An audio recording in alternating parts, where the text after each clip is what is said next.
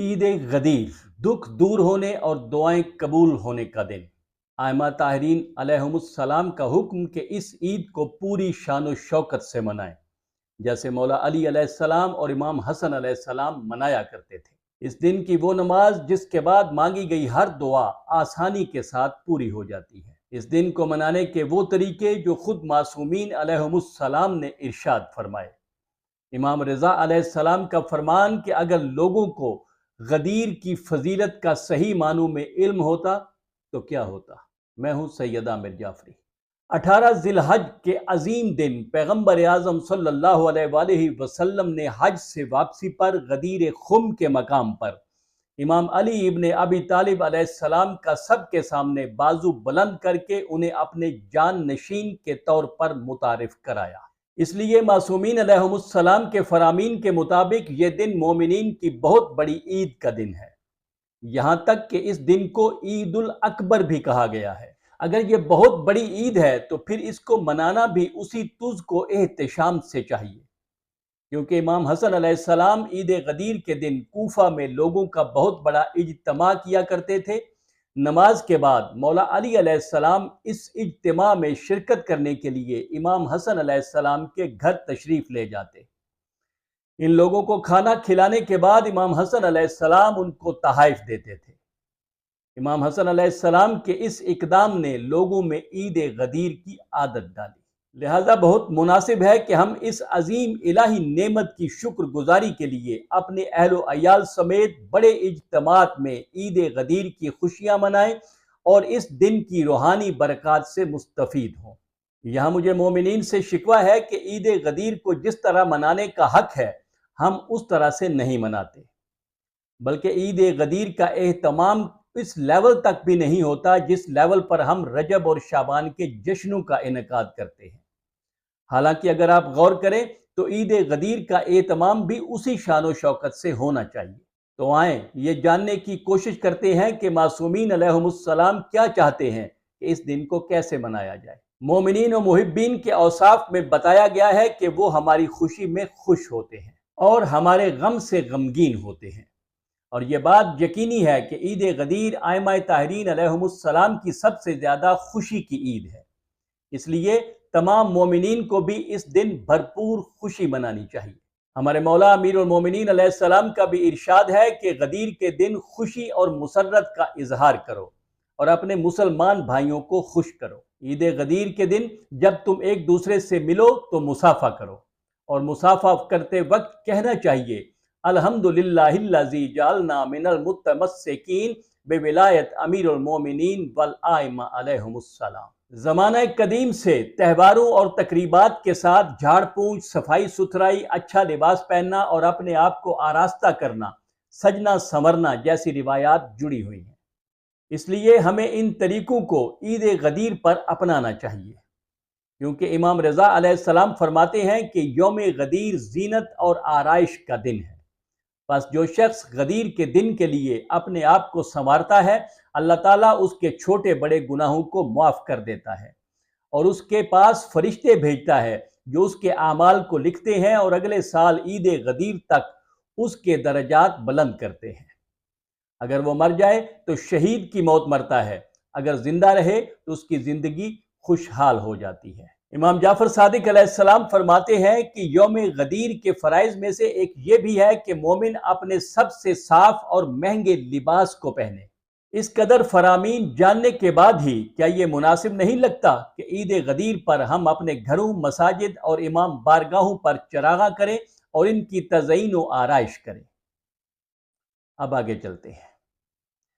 امام صادق علیہ السلام فرماتے ہیں کہ غدیر کے موقع پر مومن کو چاہیے کہ وہ اپنی استطاعت کے مطابق خوشگوار خوشبو استعمال کرے۔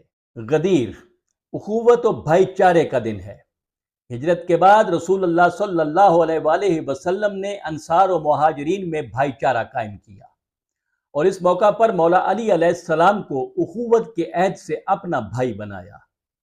غدیر کا دن دوسرے مومن کو اپنا بھائی بنانے کا دن ہے، جس کا ایک طریقہ اور صیغہ ہے جو مفاتی میں موجود ہے۔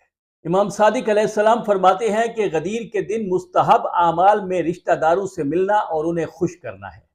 امام رضا علیہ السلام فرماتے ہیں کہ جو شخص غدیر کے دن کسی مومن کی زیارت کرے گا، اللہ تعالیٰ اس کی قبر میں 70 نور رکھے گا اور اس کی قبر کو کشادہ کرے گا، اور ہر روز 70,000 فرشتے اس کی قبر کی زیارت کریں گے اور اسے جنت کی بشارت دیں گے۔ اہل ایمان کی ضروریات کو پورا کرنا ہر حال میں مستحسن ہے، لیکن امیر المومنین علیہ السلام فرماتے ہیں کہ جو شخص غدیر کے دن مومنین کا خیال رکھے گا، میں خدا کے ہاں ضامن ہوں کہ وہ کفر اور پریشانی سے محفوظ رہے گا۔ امام صادق علیہ السلام فرماتے ہیں کہ عید غدیر کے فرائض میں سے ایک یہ ہے کہ اپنے مومن بھائی کو کھانا کھلاؤ۔ آپ مزید فرماتے ہیں کہ غدیر کے دن آدمی کو چاہیے کہ وہ اپنے گھر والوں پر زیادہ خرچہ کرے۔ امام رضا علیہ السلام نے عید غدیر کو تحفے اور بخشش کا دن قرار دیا اور فرمایا یوم غدیر بخشش اور تحفہ دینے کا دن ہے، اس لیے اس دن میں بچوں کو عیدی ضرور دینی چاہیے۔ یوم غدیر اللہ سے مانگنے کا بہترین موقع ہے۔ امام فرماتے ہیں کہ غدیر ایک ایسا دن ہے کہ جب اللہ اپنے سے دعا کرنے والے کی قوت میں اضافہ کرتا ہے۔ یہ وہ دن ہے جس میں دعائیں قبول کی جاتی ہیں۔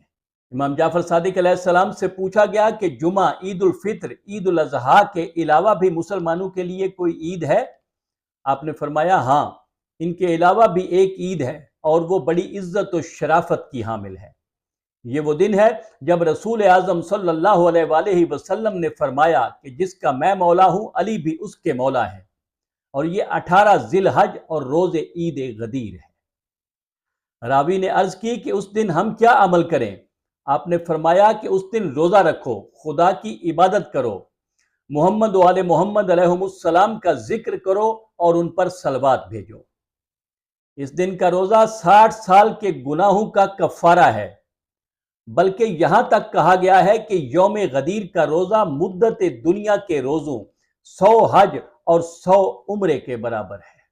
اس دن غسل کرنا ضروری اور باعث خیر و برکت ہے۔ امام رضا علیہ السلام نے ابی نصر بزنتی سے کہا کہ تم جہاں کہیں بھی ہو اس دن نجف اشرف پہنچو، کیونکہ روز غدیر امیر المومنین علیہ السلام کی زیارت سے 60 سال کے گناہ معاف ہوتے ہیں۔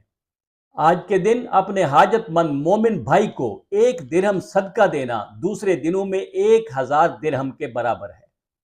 آپ مزید فرماتے ہیں کہ خدا کی قسم اگر لوگوں کو اس دن کی فضیلت کا علم ہوتا اور وہ اس کا لحاظ رکھتے تو اس روز ملائکہ 10 مرتبہ ان سے مصافحہ کرتے۔ آج کے دن کے کتابوں میں بہت سے اعمال موجود ہیں، جن میں سے ایک یہ ہے کہ اس دن زیارت امین اللہ اور دعائے ندبہ پڑھی جائے، اور پھر نماز عید غدیر ظہر سے آدھا گھنٹہ پہلے پڑھی جائے۔ یہ 2 رکعت نماز ہے جس کی ہر رکعت میں الحمد کے بعد 10 مرتبہ سورہ توحید، 10 مرتبہ آیت الکرسی اور 10 مرتبہ سورہ قدر پڑھے۔